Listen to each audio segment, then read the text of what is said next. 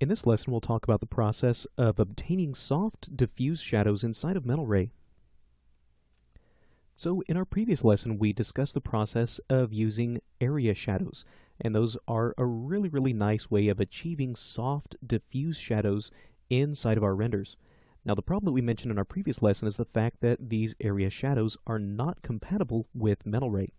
So if we try to take a light with area shadows, render it inside of MetalRay, we're instead just going to get the normal hard shadows. So if we want to render inside of MetalRay, and if we don't have the ability to use area shadows, how can we start to get soft shadows?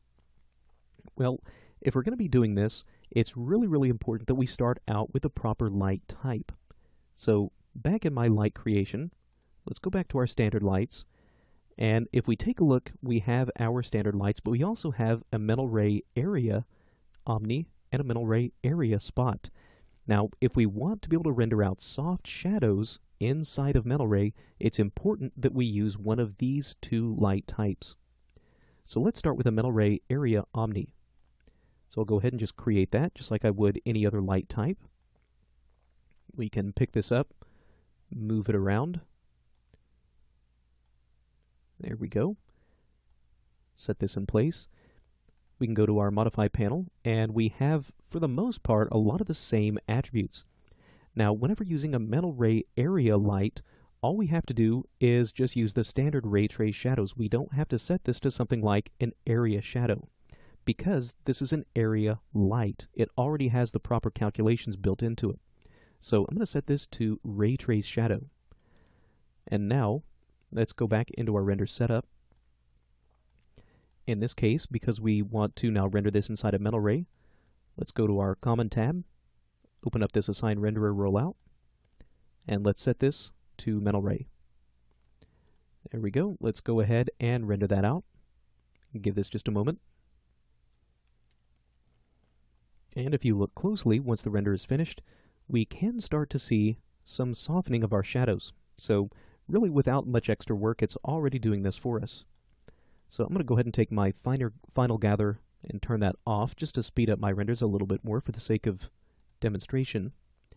Now with this MetalRay Area Omni selected, let's scroll down and look for the Area Light parameters. So by default, it's going to use sort of a sphere for my diffuse method. Now, one of the nice things about using the MetalRay area light is once we start to introduce some kind of a diffuser onto this, this actually gives us a little bit more of a visual feedback of what that little diffuser might look like. So in this case, we're using a spherical diffuser. If we were to change this to maybe a cylindrical, we could start to change that as well. And again, it just gives us a little bit more of a visual feedback of what that diffuser looks like and how large of an area that diffuser is going to cover. So if I set this back to, let's say, a sphere, and I'll just go ahead and bring that radius pretty much down to 0. If I render that out, we should see pretty much no softening in our shadows. You can see that's exactly the case here. But now if I come in here and start to increase that radius, let's start to dial that up a little bit. Give ourselves a nice larger area. And now when I come in here and render, we should start to get these really nice, soft, diffuse shadows. Very nice. And these, because we're using ray trace shadows, are going to be fully compatible with any sort of transparency or opacity maps that we may want to set up. So what happens if, let's say, you've started to set up your light sources and you only realize after the fact that you're not using a MetalRay area omni? So let's go ahead and just explore that situation. Let's go back. I'm just going to delete my original light. Let's go to create a new light, and this time I'll just start with a regular omni light. Okay, I'll go ahead and pull this up, get that into position. So we've gone through this very long, tedious process of setting up our lights, in this case. But now, if we want to render this inside of MetalRay with soft shadows, we really can't do that with an Omni light. So rather than throwing this light away and starting all over again, one of the great things that we can do inside of 3ds Max is take an existing standard light and convert that to a metal ray area light. So with this Omni light selected, what I'm going to do is go over here into my utilities, scroll down, we're going to go to Max Script, and if we expand this, one of the options that we have is to convert to a metal ray area light. So with my Omni selected, I'll pull this down, select my command.